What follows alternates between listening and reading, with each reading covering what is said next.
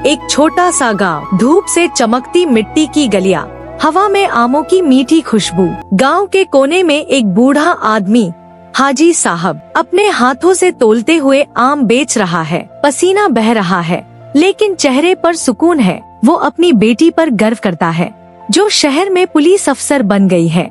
तभी गांव में आता है एक पुलिस वाला, विक्रम सिंह, मोटा, घमंडी और ताकत के नशे में चूर। वो हाजी साहब को देखकर कहता है, ओए बूढ़े, पुलिस से पैसे लेता है क्या? अरे हमसे तो फ्री में दे। हाजी साहब मुस्कुरा कर कहते हैं, बेटा ये मेहनत की कमाई है, मुफ्त में नहीं दूंगा। विक्रम का चेहरा तमतमा जाता है। वो बाइक से उतरकर पूरी टोकरी पलट देता है। आम मिट्टी में बिखर जाते हैं। हाजी साहब घबराते हुए बोलते हैं, बेटा मैंने तेरा क्या बिगाड़ा? विक्रम जोर से थप्पड़ मारता है और कहता है, ये जुबान ज्यादा चलती है। लोग खड़े देखते रहते हैं, कोई बोलता नहीं। उसी वक्त एक लड़की, आयशा, जो शहर से आई हुई है, पूरा मंजर अपने मोबाइल में रिकॉर्ड कर लेती है। रात को वो वीडियो सोशल मीडिया पर डालती है। कैप्शन लिखती है, इस बूढ़े की गलती बस इतनी थी कि उसने ईमानदारी से आम बेचे। वीडियो वायरल हो जाती है। एक पुलिस अफसर वो वीडियो देखती है, सारा खान। सारा की आंखें फैल जाती हैं, क्योंकि वो बूढ़ा आदमी उसका पिता है। आंखों में आंसू हैं, पर दिल में आग है। वो कहती है, अब ये सिर्फ बेटी का मामला नहीं, इंसाफ का मामला है। रात भर वो जागती है, अपनी वर्दी को देखती है और कहती है, कल मैं कानून बनकर लौटूंगी। अगले दिन सारा वर्दी नहीं पहनती। वो नीली सलवार कमीज पहनकर गांव जाती है। लोग पहचान नहीं पाते। वो अपने पिता के पास जाती है। पिता रोते हैं और कहते हैं, बेटी छोड़ दे, वो पुलिस वाला है। सारा कहती है, अब वो पुलिस वाला नहीं, मेरी हिम्मत के सामने एक गुनहगार है। अगले दिन वो खुद आम बेचने बैठती है। फिर वही विक्रम आता है, कहता है, अब ये नई दुकान लग गई, वो बूढ़ा कहाँ गया? सारा शांत स्वर में कहती है, वो मेरा पिता है।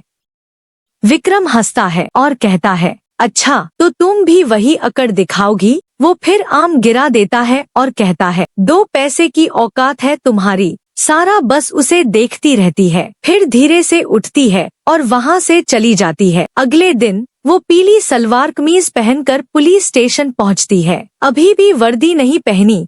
वो चाहती है सच अपनी आँखों से देखे। स्टेशन में एक और पुलिस वाला, अरशद, खाना खा रहा है। सारा कहती है, मुझे रिपोर्ट लिखवानी है। अरशद कहता है, अभी मैं खाना खा रहा हूँ, बाद में आना। सारा शांत आवाज में कहती है, एक पुलिस वाले ने मेरे पिता को मारा है। अरशद कहता है, हम अपने ही आदमी के खिलाफ रिपोर्ट नहीं लिखते, तुम पागल हो क्या? उसी वक्त दरवाजा खुलता है। विक्रम सिंह अंदर आता है, हंसते हुए कहता है, अरे तो तुम यहाँ भी पहुँच गई। वो पास आकर फिर एक थप्पड़ मारता है। सारा की आंखों में खून उतर आता है। वो कहती है, विक्रम सिंह, अब तुम्हें तुम्हारे कर्मों की सजा मिलेगी। अचानक स्टेशन के बाहर सायरन बजता है।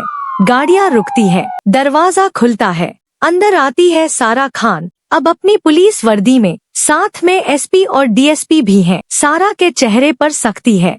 वही दिन, वही पुलिस स्टेशन। कुछ देर पहले यही सारा थी, साधारण पीले रंग की सलवार कमीज में, एक आम सी लड़की जो चुपचाप आई थी। सब पुलिस वाले अपने अपने काम में लगे थे, किसी ने उसकी तरफ देखा भी नहीं। लेकिन अब दरवाजा दोबारा खुलता है। कमरे की हलचल रुक जाती है। दरवाजे से सारा अंदर आती है, मगर इस बार पुलिस की नीली यूनिफॉर्म में। उसकी छाती पर चमकता हुआ बैज, पैरों में काले जूते और आँखों में आत्मविश्वास की चमक। पूरा कमरा जैसे थम सा जाता है। एक सिपाही के हाथ से फाइल गिर जाती है, दूसरा हैरानी से उसे देखता रह जाता है। कोने में बैठा मोटा पुलिस वाला, जिसकी काली मूंछें हैं, वो भी फौरन खड़ा हो जाता है। सारा धीरे धीरे चलती है, सीधे उसी टेबल के पास पहुंचती है जहां वो कुछ घंटे पहले खड़ी थी, और कमरे में एकदम सन्नाटा छा जाता है। सारा के चेहरे पर सख्ती है। वो जोर से कहती है, कानून को ताकत नहीं, इंसाफ के लिए बनाया गया है। आज यही कानून तुम्हें तुम्हारे घमंड की सजा देगा। वो कहती है, दोनों को सस्पेंड किया जाता है। अरशद रोकर कहता है, मैडम मैंने कुछ नहीं किया। सारा बोलती है, गलत देखा और चुप रहे।